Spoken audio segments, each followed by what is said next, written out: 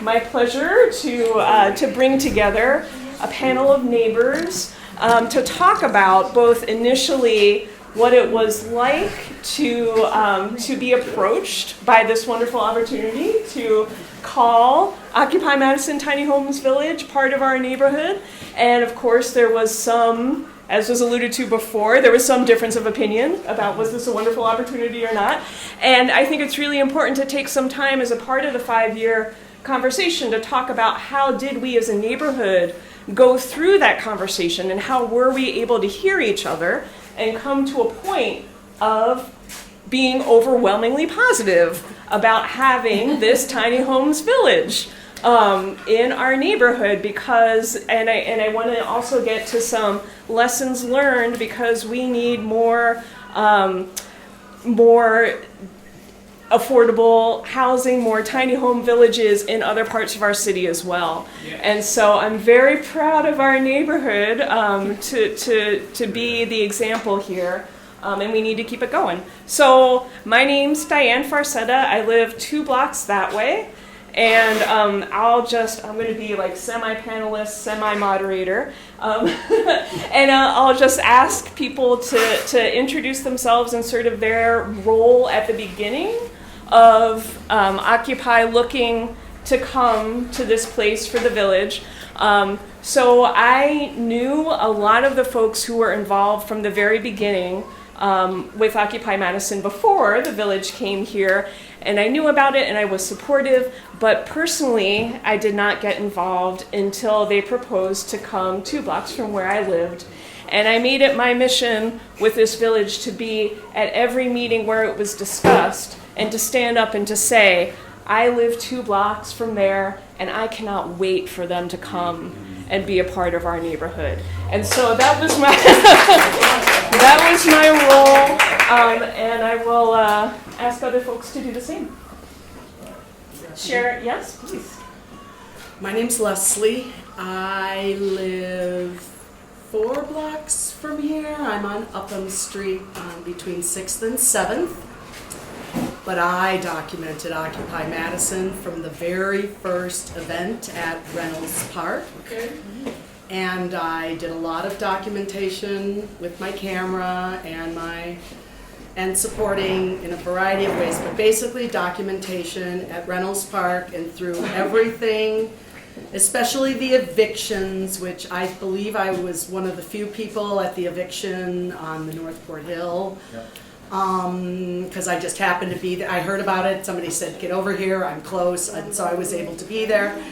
And then I got a job and was unable to be there for the final part, which was where there were no legal options.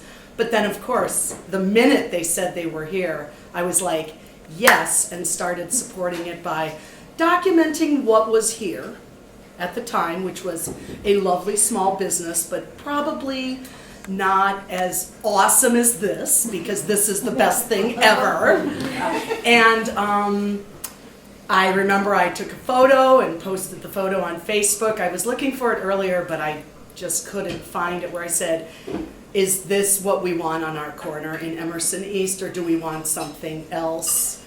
And the rest is history. I just have been very supportive and love everyone here, and have just been super impressed and happy with the way it's grown, and that I just couldn't be more pleased to drive by it every day or to bike by it and be like, we helped make this happen because we love you guys. Great. Good afternoon, everybody. My name's Meredith Lowe. At the time, and I was looking back, way back when, I was like, wow, that was a long time ago. It feels like it wasn't, but then all the details were kind of not coming back to me as I was thinking about this panel. And I was one of the co-chairs of the Neighborhood Association back when Brenda actually emailed me one day and said, hey, we're thinking about making an offer on this building in your neighborhood. Let's start talking. And I think I was at all of the conversations, or at least most of them, that were hosted both by the Occupy group and by the city and by the neighborhood association, because obviously there were a lot of questions in the neighborhood. There was a lot of enthusiasm and a lot of hesitation, and it was just really fantastic to see all of the different conversations that happened around this, and then ultimately we were able to, as a neighborhood, accept the organization into this neighborhood, and this has just been a fantastic project, I think, for Madison and especially for this neighborhood. And I'm so proud to, again, just a lot of pride. Like, when I talk about it with people who don't live here, and they're like, tell me more about that. I've never heard about that. And I'm so excited to have it here. It's really fantastic.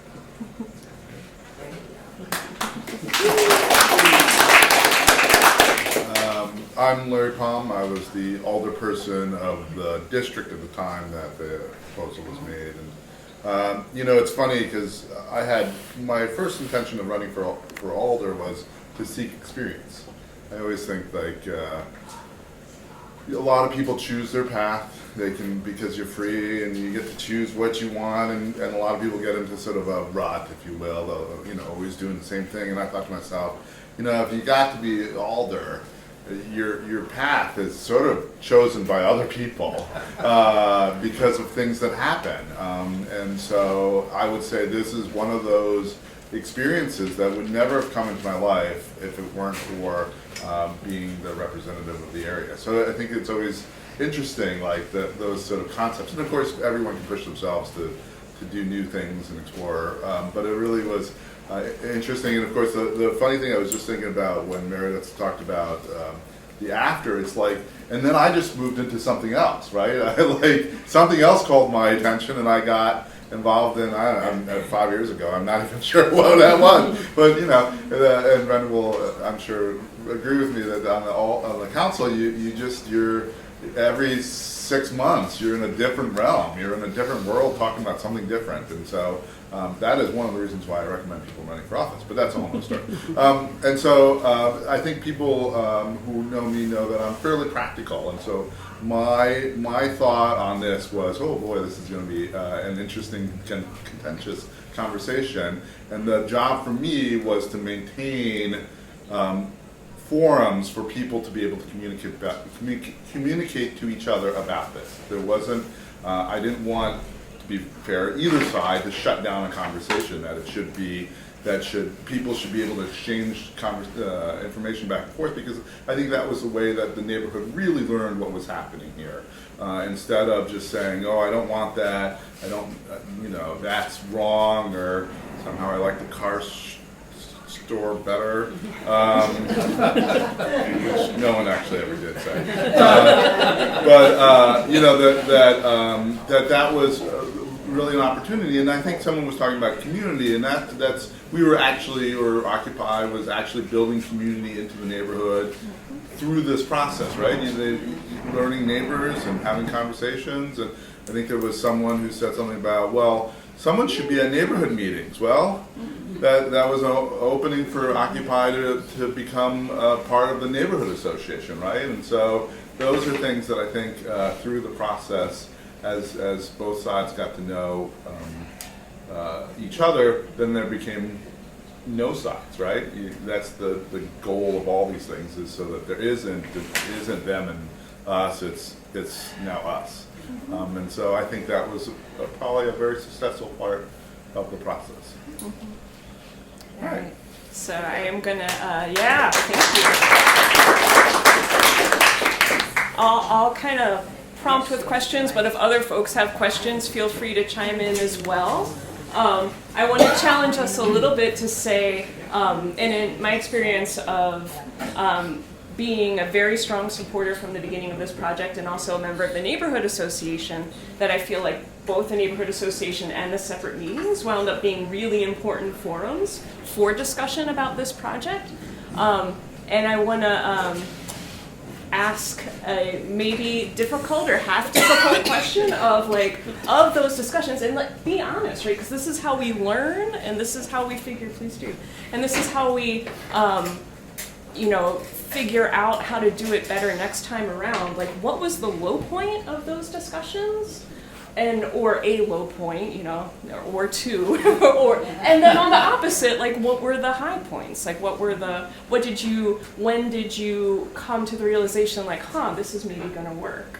And I'll be fair and start by answering the tough question, because there's a specific thing that came to my mind of that first forum that we talked about that was at James Reeb, right? Down, just 2 blocks down, 1 block and change down. I was very excited, and I was a little bit afraid because I wasn't sure, and it was very well attended, but it infuriated me that before there was a small presentation by the core group, of Occupy, who was working on that, and then the first person to speak after that, no neighborhood resident had the chance to stand up and say anything yet, but the then North District Captain of Police stood up and said, "This is going to be a problem." And I went, what the absolute bleep is going on? That, really, that this is, that officialdom, in one part of it, sets this negative tone straight from the beginning of the first, and I actually, registered a complaint after that. Minor correction. Jade stood up and said, "I'm against it," before we even started our call. Oh, well, there you go. It was even worse than I. He said the police are against him. Yeah. He spoke as if he was speaking, and we had always had such good relationships with the police. Yeah. It was shocking, it was disheartening, and I'm glad, thank you, I was glad that we were able to overcome that. But that dug us in a hole in terms of having a good and productive discussion. And so I will say that as personally as a really shockingly negative point. But then I remember talking to people here, and one of the very vocal, active opponents initially, it was talking, and I was feeling frustrated as a local supporter. And I remember talking to somebody here, saying how can we understand, how can we try and turn some of this opposition around. And I honestly, I don't remember who it was, but they had this lovely thing about, she's got a young child, and maybe she's just in a point right now of and it struck me at the time, because I was feeling anger, and I was like, oh my goodness, thank you for helping me be able to relate, rather than just what's wrong with these people. So those are my high point, low point. Do you want us to answer in any order? In whatever comes to mind. I can think of a high point that I always think about was Ed actually presenting sort of the plan of what it would actually look like. For almost the first time, that was a really highly attended public meeting where people could actually, because I think up until a certain point people were thinking it would look like a trailer park or like a, I don't know, just random buildings out around the parking lot, and that was exactly, and just seeing kind of the vision for how it would look once it was completed, I think was a real high point, because people left that, at least I also left that meeting going, oh, okay, I can see how you guys that would look. the neighbors probably thought it was going to be tents, and tarps, and, just all horrible. And it turned out to be really nice. Well, and I think a high point for me was the response of the group that wanted to do it, because there was really no reason for the North Side precinct to be all stirred up before we even started. That was behind the scenes actions that I'm not going to comment further on. But to credit to the group of people that were here, you had all your ducks in a row, and knew what the responses were. We had neighbors saying, no, that's not going to be the way it is. And so it was a really nice vision to see people standing up for themselves and say, no, we're not, we're going to shut down panic and ridiculousness. This is Madison, Wisconsin. The North Side Precinct is a wonderful place, but it was just sort of, I just was really proud of the group for standing up to that, because it was, I guess, to be expected, but it sort of fueled a lot of the other unhappiness in the neighborhood. And I was just really glad to see the positive response and how you took ownership over, Occupy took ownership over their vision and said, oh, we're going to make this happen. It's our vision. We're taking the leadership role. We're going to make it happen. And you did. That's right. For me, I mean, and Ed and Brenda and many other people dealing with development, neighborhoods, I mean, this was very typical for neighborhoods. Any development that gets proposed, be it a tiny home community, an apartment building, a store, I mean, there's always those discussions and the questions about how important is the voice for the person next to it versus, you know, a mile away, versus the needs of the larger community versus, and so, you know, to me, this was after, I guess, mentally math, 7 years of being Alder, you know, this was not, I mean, it was an interesting new topic. I think someone said that Ed had said this, no one's sort of done this before, but it was still just a widget, right? We were trying to figure out how to make the widget work. And so to me, you know, this was, you know, the sort of bringing the two sides together, as I said. But the high point for me was when I got staff to figure it out. You know, many times, you know, the Plan Commission, this stuff is make or break on staff recommendations and how they could describe, you know, the color of the, you know, the flower, so that someone else says, yes, that's a pretty flower, right? And so it, you know, was a lot of sort of going back and forth about, well, what if we did this, or what if we said this, or what if it was, you know, 8 instead of 9, or, you know, all those little permeations. The District 12 is a very diverse place, and I was always proud that the mobile home community on Packers Avenue is also part of the district. And obviously when you campaign, you have to talk to all the residents who vote and others. And I love going through the mobile home community up there, the manufactured home communities, I think what technically they're called. And they're actually also had, and if you look now, there really is clearly a tiny home up there. But you know, those are, it's sort of, I was already at the same time having these conversations because it was, the same rules about manufactured homes were okay, but mobile homes were not okay, and certainly, you know, because you had to have some sort of corrugated skirting. I mean, it was just esoteric, right? You know, you're sort of listening to this and being like, how does this work, or how is that different? And so it was interesting having those conversations in that context, and then having the conversations here, and having staff trying to, like, you know, slowly get behind the idea. So, you know, even before you get to the point where you figured out the description, you have to sort of get people at least in that frame of mind that they're going to try and problem solve instead of say no. Obstruct, thank you. That's a good choice of words. And so I think for me personally, that was the, you know, great meeting where it was sort of like, okay, you know, we've got something, we have a recipe here. Let's start throwing it in the pot and seeing what we come up with. And then that allows for a lot of things to move forward in the city's process, and that was a high point for me. So that's what else you're supposed to do. One thing I'm getting out of this whole experience, and I'm going to take all this video and use it back home, is the role of elected people in either blocking something or engaging which I was saying. As I mentioned, also I have a problem with the city council president came out in favor of this ordinance, penalizing homeless people. But the people I call the Woke Women's Caucus in the Marathon County were unanimously against it. we have first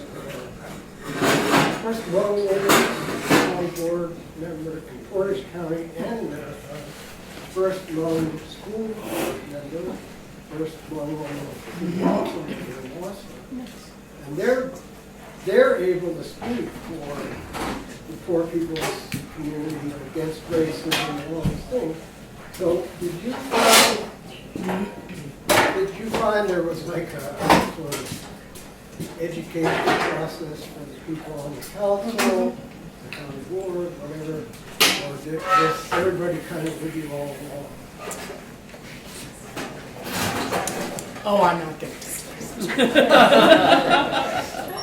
Because I know how it played out, and I'm just not going to go there. I can't. But somebody else can. Well, I'm just trying to be education. Yeah, somebody else will go there. Education moment. But teach will moment. I think the challenge is there's several things here. One, you were talking about homelessness and homeless people, which is a very broad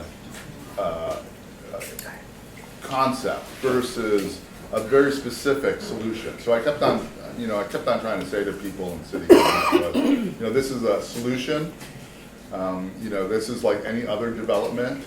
If a developer proposes something, you have to engage and respond. You can't just ignore it. In fact, I had a great pleasure of kept on calling Brenda a developer.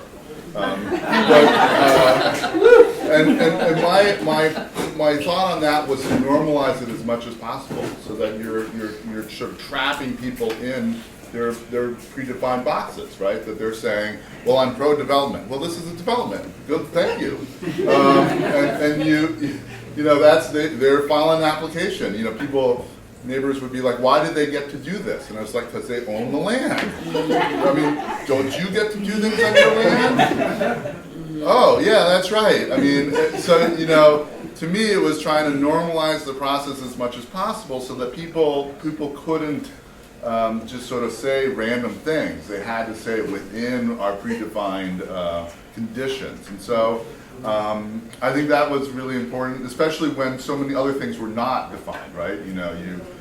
As we said, what is this, right? So to be able to say, no, this has to be in the development process. The Planning Commission has to view it in a certain way. Planning staff has to be responsive and engaged in this thing, and then solutions. That this is, we were not talking about homeless people. What we were talking about were people that were being housed, so that we weren't, that some of these things changed the definition. So that was one of the things that one of my strategies was I kept using, was just trying to be like, we have this. We're just in the flow. I don't. From my perspective with the council itself, there was very little discussion about this. One, council is, your district is generally far enough away from other districts that, if you want this, go for it, right? And so there was a lot of people who said, oh, now that Alder's behind this and the city has a definition and this and this and this, well, we're just going to let it slide. And I don't even think there was a discussion at that night, if I recall. Barely. Barely. I mean, so that it was just sort of one of those things. And I think the other thing I was trying to do was, as well as normalize it, was trying to put it in perspective. I mean, this is not a lot. There was these conversations about 300, homes. And it's like, well, no, what can we put here? It's a handful. That's the number of people. And I tried to also, and I think Brendan and I actually had some sort of fights on this one, but I was sort of like, this isn't, because people would be like, well, they're just going to buy every lot everywhere and then build these things. And it's like, this isn't as sustainable as you think it is. I mean, apartment homes really maximize your use of land, right? They're stacking people on top of each other. And so it's a lot more costly to start, but you get the use of the land. This is, even if you bought an acre in 10 different places, you get 90 homes. You can stick that on an acre of property. And so I said to people, what's your fear? X number of people who are living in detached housing, who want to be there, who have equity in this. Let it be. That's, I think, also. So, I mean, I appreciate that you're talking about homelessness, and that's really, even in Madison, we have certainly not solved this. And we still have, I think, predatory rules about homelessness, and we don't find anyone, but there's problems. So the bigger concept we have a challenge with, but when you start talking about a specific thing, I just kept calling it development. So, do you have, my perception is that it was very much like the action and the discussion, the education was going on the grassroots level among, neighbors who, and we talk a lot about, this camp and that camp, but I feel like there were a good number of neighbors in the middle. And I think that was key, and having those conversations at that level was key. And I feel like we were able, and I totally agree what was said previously about making it visible. So there was an event, I don't remember which one, but I remember talking to Bruce afterwards about how many different places can we bring a tiny home so people can go inside and see what it's like. We're still doing that 5 years on, which is great. But, and it sells it better than anything. Yeah, right. So making it and just putting real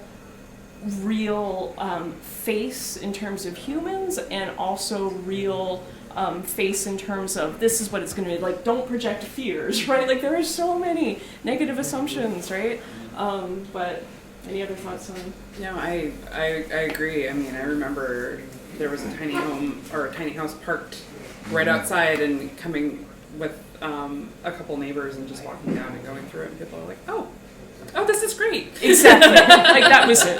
Yeah, and then just the plan of how it was going to look, and I know people were concerned about all kinds of things, and they were all the questions got addressed in one way or another, whether it was where are these houses going to sit on the property, which and what happens if there's a flood, and what happens. This all, outside and cool cars. Yeah, exactly. Exactly. I'm so glad that we are here. and I have to. And by the way, we're more flood-proof than most of the rest of the neighborhood. Well, That's probably a good one thing. of my favorite moments, and I want to go to David, but one of my favorite moments in a meeting was someone raising concerns about flooding, and former Alder, now Mayor Satya was there, and she said, that having the tiny homes there isn't going to make it rain more, right? And so,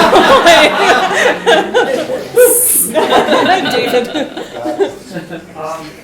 I was part of Occupy in 2011, 2012, and I'm very pleased to see that you all, Alan and Brenda, and all you all managed to set up a really functional micro alternative institution. I say micro because, it's, if you save one soul, you save the world. That's one of those old Jewish sayings, right?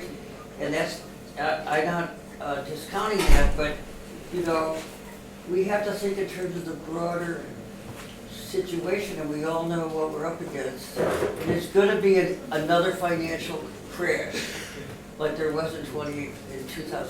It's going to be worse than 2008 in the next 2 years.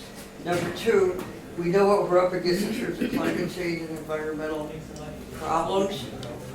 Okay, so there's going to be huge numbers, and unaffordable housing in Madison, to be huge numbers of people who are going to be homeless. Okay, and so I believe that there needs to be another Occupy movement. We need to go out and take over vacant land, and we need to, and you all, this could be the workshop, we all need to build tons of tiny homes. And even if we can't build them all at once, so we have to have 10 encampments. And we kind of figure that the 5-4 Supreme Court is going to rule that Trump's above the law and he can do whatever he wants, right? So we're going to be up against tyranny, right-wing tyranny. So I would say that under those circumstances, we need to get ready to build another really militant Occupy movement, much bigger than it was before. I'm not going to go into all of the reasons why the Occupy movement got so far and then kind of stalled. But we're really going to have to do that. And the last thing is the F-35. The F-35 is going to make the east side of Madison unlivable.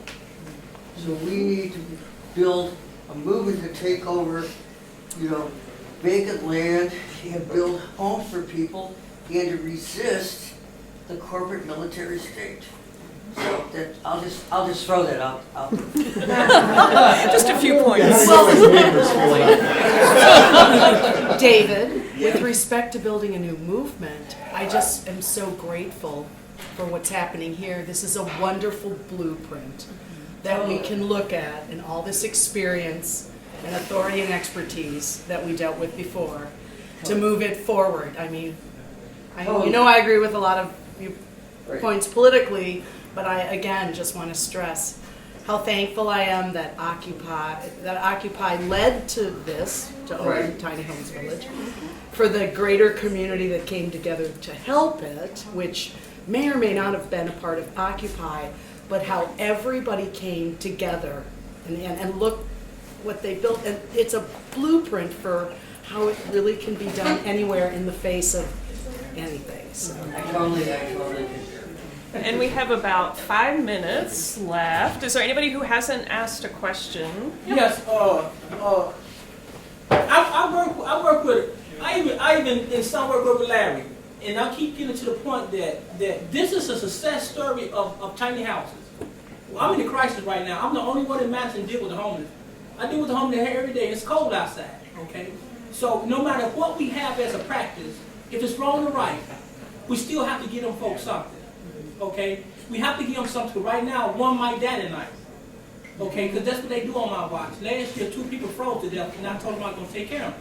Now, we keep saying Dave, this something got to come out this room, because he sit with them if them a Dave, and I don't see Larry as Dave, because Larry's in his room. Okay, but we keep teaching each other as Dave, and that's what killing our process. Because anyone who say Dave to office, no, they don't know. Because it's not no day. You tell Larry them this is what we want.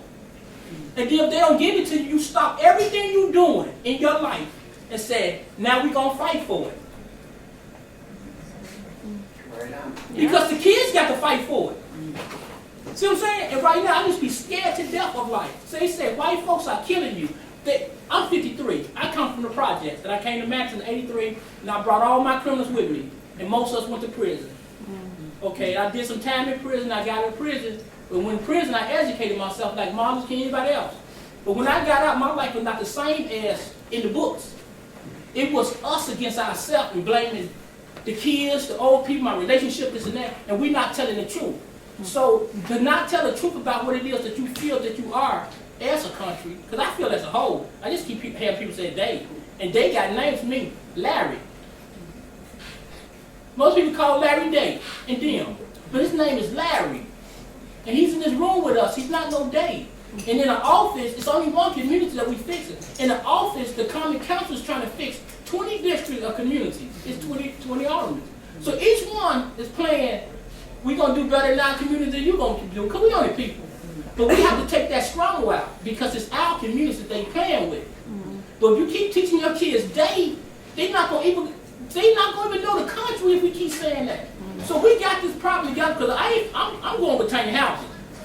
Because I don't got nothing else in our community. So I want tiny houses to be strong. When I speak to the government, I want the back support for me to be strong. And I said, John, did they give it to you? I didn't go to get nothing. I come to do something. Because we already got it. I'm 53 years old. A lot of this practice, I was here before this practice. So do the practice overlap me and put me behind a stage of Stone Age? We America. You know what I'm saying? I did 20 years of my life to come here and say, okay, this is the white people they are saying killing us. And it ain't the white people's ourselves. So in this tiny home situation, man, this is a solution to many solutions. I could put a lot of people in these tiny homes right now. If you don't tell me a human being saying I can't do it. Because you only gonna scare me on doing it. And then they win again. So I don't really fear anything, because when I fear something, I have names. They're gonna say, hey, Tony. I ran with Tony. Hey, Tony. Hey, Tiana. Or whoever. I was in this situation before they got positions. But I went in here before Brenda, though. And Brenda told me about tiny houses months ago. And I rolled past him many times. My mom didn't count on it. I rolled past him many times. And I thought this was a museum. Oh, wow. I didn't know this dissertation she was talking about. of tiny house, because they said that in Madison we have policy we can't have. I said, how can we build it in Madison? We can't put it down in Madison. How could the common council say, okay, spend all your money, we're going to have to go with it, and when you spend all your money 5 years later, they say you can't put it somewhere. You don't think spending your money and fighting that hard hurts? So there were a lot of generation of people on got wiped out and pushed back. You see what I'm saying? And the practice don't know they pushing it, because they position to say, this is how this works. It don't work like that. It works like you work it, but with love. Okay, so understand this room is beautiful. And the office that I work with is beautiful. But it's not going to work if we keep saying, you in America, I can see if you say Pakistan or Russia or somewhere, that is they, because they don't live here. But this is my front yard. I don't know who in it. And every time I say, you in my front yard, you know, no, this is not your land. I'm 53. See what I'm saying? I'm 53 years old. I used to be a kid once. I'm 53 years old, and now the whole world saying, they. So who is me? Yeah. So Tiny Homes got the biggest platform in Diane County. And don't let nobody fool you. All them homeless people will take a matchbox right now. Yeah. Because they got their kids out of that cold. For real, I just took 2 months to the Salvation Army's in the cold. They are cold out there, and I'm trying to find a way how to put them in because it's their life that they losing. Yeah. You know what I'm saying? So we have it. We have it in here. I have some land too to put some on. There you go. There you go. Well, we'll know where to find you. I was just saying that I would put some down. Thank you. And I don't want to go over to the next panel's time, but yeah, any really quick sort of last. It's sort of an interesting, I remember the discussion about why here. Because, we're talking about neighborhood. Why Emerson East? And really, you got to think, because you guys were living in parks and way out of town, and there's a connection here. I mean, the people, it's the community, right? There's a community. There was access to bus lines and transportation and a little bit of food, and still food. But so that's the other thing to think about when you're located where those communities are. Formerly homeless people are generally the most disconnected from a community.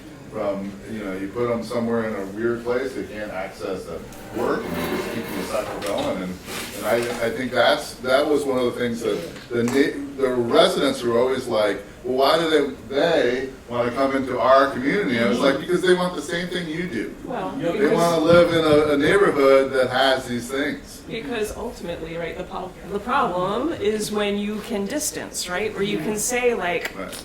You don't deserve as nice a things as we do. Or you don't that's really like you have to examine it. You have to examine and say, what are you talking, like where do you want? This should be for all of us. This should all be for all of us. Or you can't get a paint loan. And it's in the long-term self-interest of everybody in the community if there's no homelessness, if there's people welcoming other people. If people aren't desperate so we don't and dying have on pockets the of desperation and people feeling isolated and disconnected, because then we all live in a state of fear. So we can turn that around and say, I want something better for myself that's not going to happen unless we lift everybody up together. Yep. All right. Nice final word. He gets the last word. Thank you. That's the last word.